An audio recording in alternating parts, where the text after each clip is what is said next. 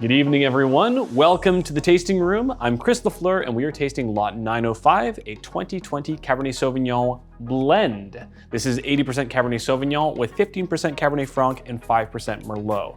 Why is that important? Even that small 5% in Merlot? Well, some of the best wines come out of blends.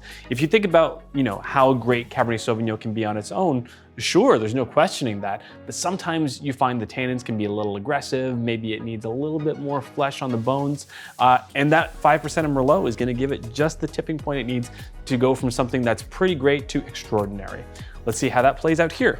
Now, this is from 2020. Like we said, we know that 2020 was a tricky year. There were a couple fires.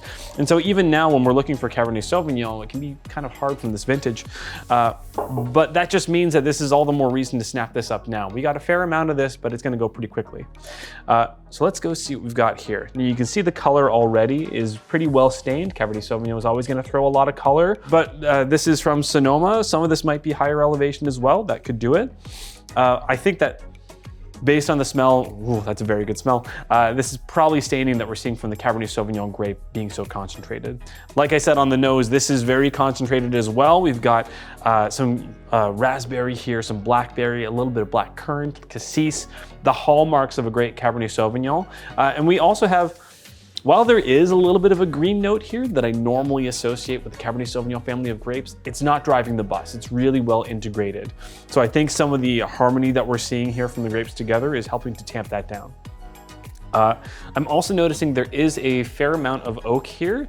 This does spend 18 months in French oak, where 40% of it is new. So it's not gonna completely cover the wine, but it is gonna ameliorate and balance out some of the flavors. Beautiful stuff. Let's taste it, because otherwise what a tease, huh?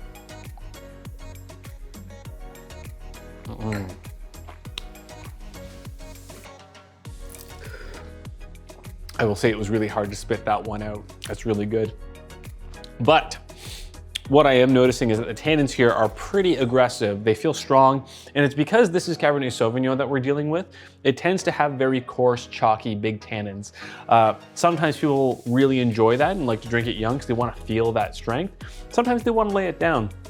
I find that the fruit here is kind of in the middle of being ripe to almost overripe, and also the oak isn't quite as integrated as I might like it to be, but I think in time it's gonna be. So this is a wine that you can do a couple things with. First off, you can drink it now, and everything that you like about this is gonna stand out. So you can really pick out that oak, pick out those tannins, pick out that black fruit. But if you lie this down a little bit, some of the chalkier parts of these tannins are gonna relax a little.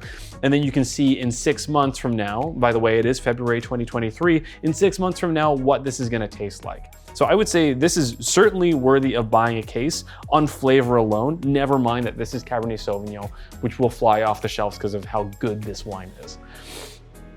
So with that, get yourself a case, lay it down, see how it evolves. We all love to see a wine live and change.